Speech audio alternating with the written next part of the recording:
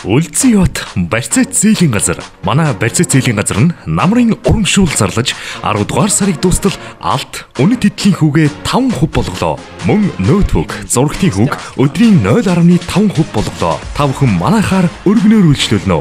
10 дугаар хайранд дээрлэх Үлзий бат барьцаат зээлийн газар.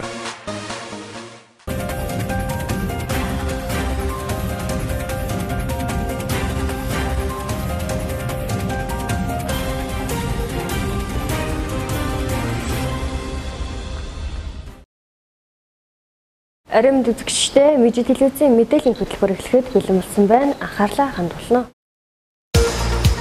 Мэдээллийн хөтөлбөрийн ивент гэгч Үлзий бат барьцаат зээлийн газар. Эхний мэдээг танилцуулъя. Монгол Улсын иргэний андгаа өргөх ёслолын үйл ажиллагаа зохион байгуулагдлаа. Гэр бүл хүүхэд залуучуудын хөгжлийн төв болон аймгийн засаг даргын хамгийн газар хамтран уг арга хэмжээг зохион байгуулж 25 хүүхдэд иргэний өмнөлхийн гардуулах ёслол боллоо. Ус орны ирээдүй бол мэдээж тав. Аймаг орны ирээдүй бол тав байна.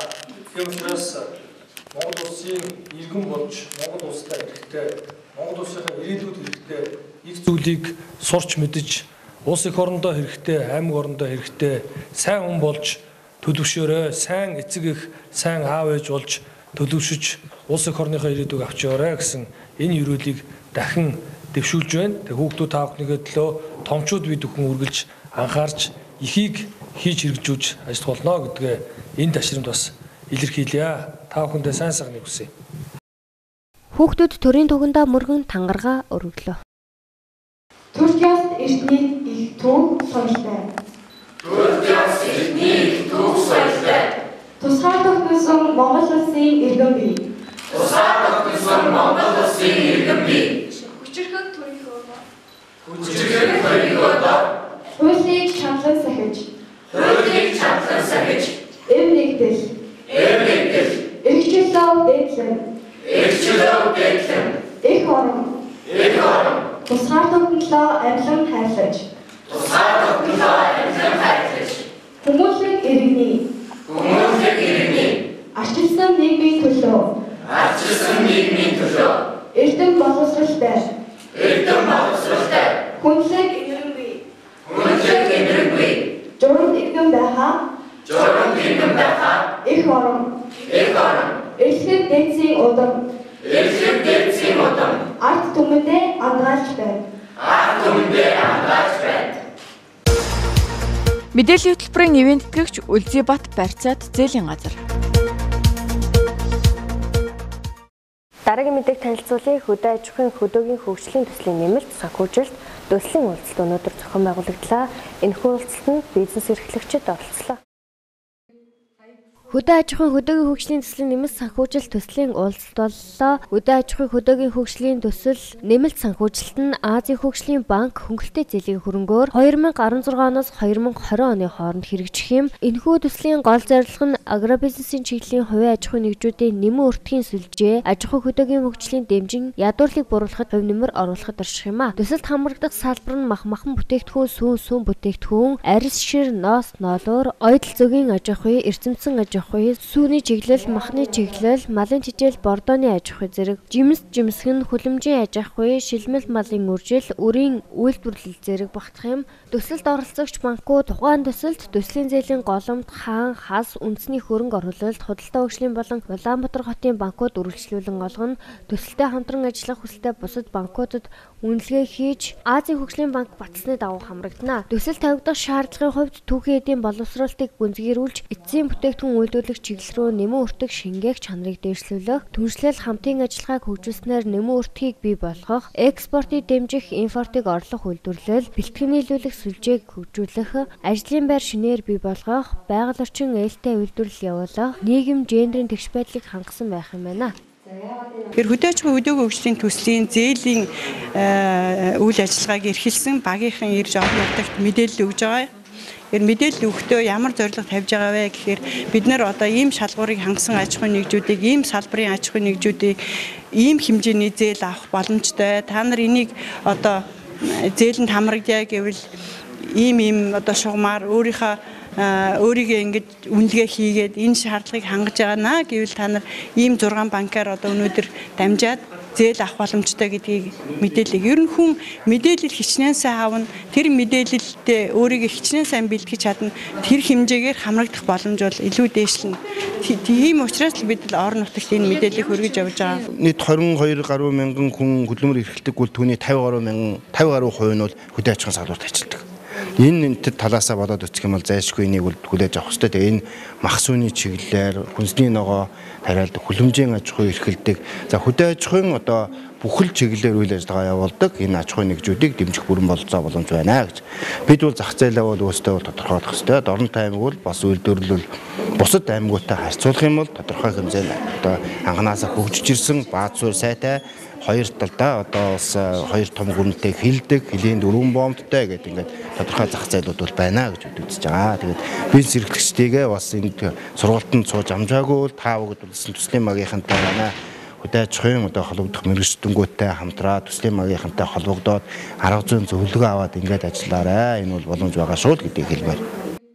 Бүрдүүлэх баримт бичгийн хувьд загварын дагуу боловсруулсан төсөөл, компанийн гэрчлэгээний хуулбар, хуулийн дагуу баталгаажуулсан сүүлийн 3 жилийн санхүүгийн тайлан, санхүүгийн тооцоолын загвар төгсөн зааврын дагуу хийсэн байх, төслийн хүрээнд хийгдэх хөрөнгө оруулалтын тооцоо, задаргааны үндсэн болсон судалгааны материал, тоног төхөөрөмж, технологийн тодорхойлолт, боловсруулалт, зах зээлийн тооцоонд ашигласан судалгаа, гэрээний хувьд, байгаль орчны үнэлгээний дүгнэлт тайлан, бусад шаардлагатай баримт бичгүүд, шинээр барилга барих газрын зөвшөөрөл, химийн бодис импортлох зөвшөөрөл, зэрэг үйл ажиллагаа эрхлэхэд заавал шаардлагатай зөвшөөрөл, лиценз болон бусад баримтууд орох юм байна. Мэдээллийн хөтөлбөрийн ивент гэгч Үлзийбат барьцаат зээлийн газар. Дооц компани дорны ундрах цэвэршүүлсэн усны нээлт өнөөдөр зохион байгуулагдлаа. Дооц компани дорны ундрах цэвэр усны үйлдвэрийн барилгаа 2017 оны 5 дугаар сараас барьж эхэлсэн бөгөөд богино хугацаанд барьж ашиглалтанд оруулж байна. Энэхүү нэг цэгт 2 тонн ус цэвэршүүлэх хүчин чадал бүхий цэвэр усны шугамыг мэргэжлийн байгууллагаар суурилсан байнгын ашиглалтанд оруулснаар орон нутагта 10 гаруй хүний ажлын байр бий болгож байна. 1200 м2 бүхий зориултын эрүүл ахуй чанар, стандартын шаардлага дээд зэргээр хангасан байранд хүн ардын анхдагч хэрэглээ болсон унтны усыг 4 дахин шүүлтүүрээр шүүж ариутхан автомат ажиллагаатай машинаар 19 литрээс авлан хүргэлтээр хүргэж үйлчилж эхэлж байна. Цаашид жижиг савлгаатай ус үйлдвэрлэх зорилт тавин ажиллаж байгаа юм байна. Энэ барилгын салбар гэдэг бол жилийн 4 удирдал одоо байнга ажиллаж чаддаг. Удирдлын чанартай юм байдаг. Тэгэхээр бид одоо аль болохоор бас ажилчтай, доктор сурчтай байнгын одоо орлоготой байх үүднээс одоо энэ хүү үйлдвэрийг барья гэж одоо ярилцсан шийдсэн. Манай одоо удирдах зөвлөсөн шийдвэр гаргасан. Тэгээ одоо бид энэ үйлдвэрийг бариад байна. За тэгээд энэ үйлдвэр маань болохоор дорнотын одоо хүн ардыг ондны одоо цэвэр усаар хангах зорилттой. За энэ нь бол одоо стандартын шаардлагыг хангасан. Одоо усыг ямар одоо байранд ямар стандартаар үйлдвэрлэх ёстой одоо тэр хэмжээний одоо нөхцөлийг хангах гэж үзсэн. Ер нь бол одоо стандартад нэлээд төхөж очсон үйлдвэр гэж үзэж байгаа. За тэгээд энэ үйлдвэр нь бол гүний одоо усны их үүсвэр нь болохоор гүний хадгаас. За тэгээд энэ усаа бол цэвэршүүлэгч одоо 4 шүүлтүүрээр дамжуулан шүүгээд тэгээд одоо энэ цэвэрлэх савлах машинд ирж байгаа. Тэгээд одоогийн байдлаар бол одоо айлгэр болон албан хэрэгцээнд зориулж 19 литрийн савлгаатайгаар үйлдвэрлэж байна. Үйлдвэрийн давуу тал нь ундны гүний усны их усүртэй, усны амт чанар, сайн зөөлөн тааламжтай амттай, стандартны шаардлага хангасан зориултын байр талбайтай, усны сав болон 3 дамжлагын машинаар угааж ариутгадаг, автомат савлгаатай машинтай, ус цэвэршүүлэх процесс вакуум орчимд явагддаг, орчны бохирдолгүй зэрэг болно. Мэдээллийн хөтөлбөрийн ивент гэгч Үлзийбат барьцаат зээлийн газар. Хэвлэн сумын 8 дугаар цэцэрлэгт 1-р бүсийн заах аргын нэгдлийн үйл ажиллагаа өнөөдөр зохион байгуулагдлаа. Энэхүү үйл ажиллагааны хүрээнд хэл ярианы хөгжлийн хичээлийг сонгон заалаа. Сургалтын цөм хөтөлбөрийн хүрээнд 1-р бүсийн хэмжээнд багш нарыг чадваржуулах, бие биенээсээ суралцах, дуршлагаа түгээн дэлгэрүүлэх, бүсийн шилдэг арга зүйтэй багшийг шалгаруулах үйл ажиллагаа зохион байгууллаа. Уг арга хэмжээнд 5, 6, 7, 8 нарлаг ордон, цагаан овоо, халах гол, ононгийн найзууд цэцэрлэгүүд оролцсноос цэцэрлэг тус бүрээс 4 хүн оролцсон байна. Энэ өнөөдрийн үйл ажиллагаа бол ганцхан сайн хичээл хөгжүүлэх үйл ажиллагаа явагдахгүй, эрхлэгчийн цаг байгаа, тоочийн цаг байгаа. Мөн 8 дугаар сургуулийн улсын уралдаанд 2 дугаар байранд орсон сургууль хөгжүүлэх хилтгэлд 2 дугаар байранд орсон Нарантай багшийн хилтгэл байгаа. За энэ бүхний багш нартай үзүүлж харуулнаа. За өнгөрсөн хичээлийн жилд манай бүс бас амжилттай хүүхдийн үрийг амжилттай сайн хөгжүүлж ирснээр бүсийн ажиллагааг хамтран сайн ажиллаж, бие биенээсээ суралцж ирснээр бүсийн ажилд 1-р байранд орсон байгаа. Тэгээд аймгийн засаг даргын хамгийн газраас бид бүхэнд одоо сая төгрөгийн урамшуул өгсөнд бид бүхэн баяртай байгаа. Зохион байгуулах арга хэмжээнд цэцэрлэгийн үйл ажиллагаа болон хүүхэд хөгжүүлэх өрөө, танхимуудтай танилцах, сайн хичээл хөгжүүлэх үйл ажиллагаа, хэл яриа хөгжүүлэх чиглэлээр зохион байгуулах, хэл яриа хөгжүүлэх агуулга баримтлах, эрхлэгчийн цаг, тоогоочийн цаг зэрэг үйл ажиллагааг зохион байгууллаа. Мэдээллийн хөтөлбөрийн ивент тэтгэгч Үлзийбат барьцаат зээлийн газар. Жилбүрийн 12 дугаар сарын 1-нд хүний дархлал хомсдлын вирус тогтоох тэмцэх өдөр зохион байгуулагддаг. Энэхүү өдрийн хүрээнд бүсийн уншлагын амжилтын төвдөр төрийн болон төрийн бус байгууллагууд санал хүсэлтээ солилцлоо. Өнөөдөр бүсийн уншлагын амжилтын төвд төрийн болон төрийн бус байгууллагууд дохын халдвар төвчний талаар санал солилцлоо. Ер нь бол одоо 249 тохиол бүртгэгдсэн хэдэн хэвийн халдварын 249 тохиол бүртгэгдсэн ч гэсэн тэрний цаана 800 одоо бид нар улсын хэмжээнд илрүүлсэн байх ёстой гэсэн тооцоол байдаг.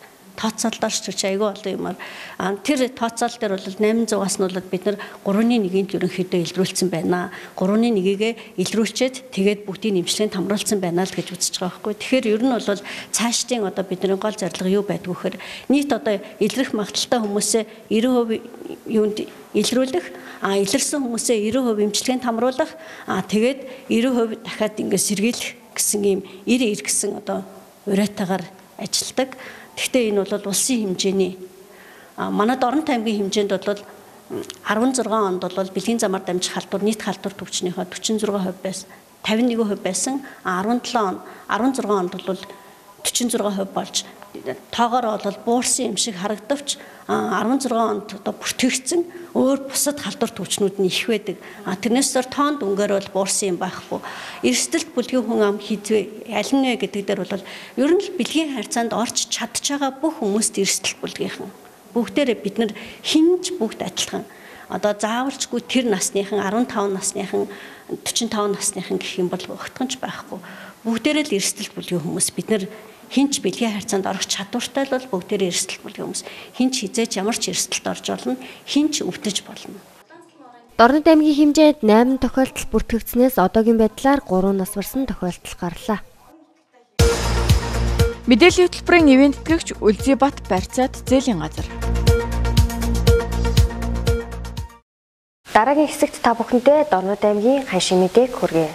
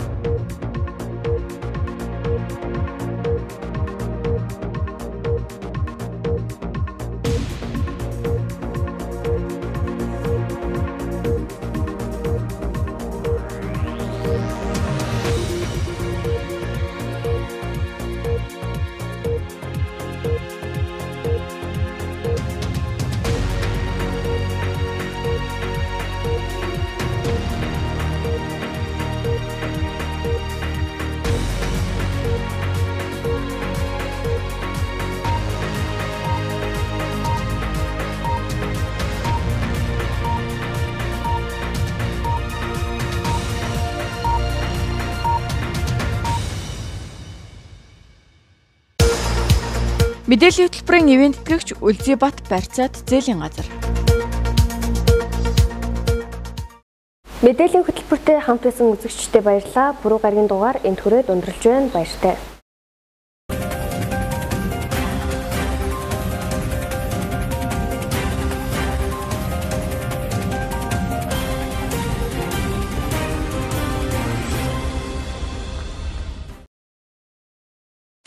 Үлзийбат барьцаат зээлийн газар. Манай барьцаат зээлийн газар нь намрын урамшуул зарлаж 10 дугаар сарыг дуустал алт үнэт эдлийн хүүгээ 5% болголоо. Мөн ноутбук, зурагтын хүүг өдрийн 0.5% болголоо. Та бүхэн манайхаар өргөнөөр үйлчлүүлнэ. 10 дугаар хайранд барилах Үлзийбат барьцаат зээлийн газар.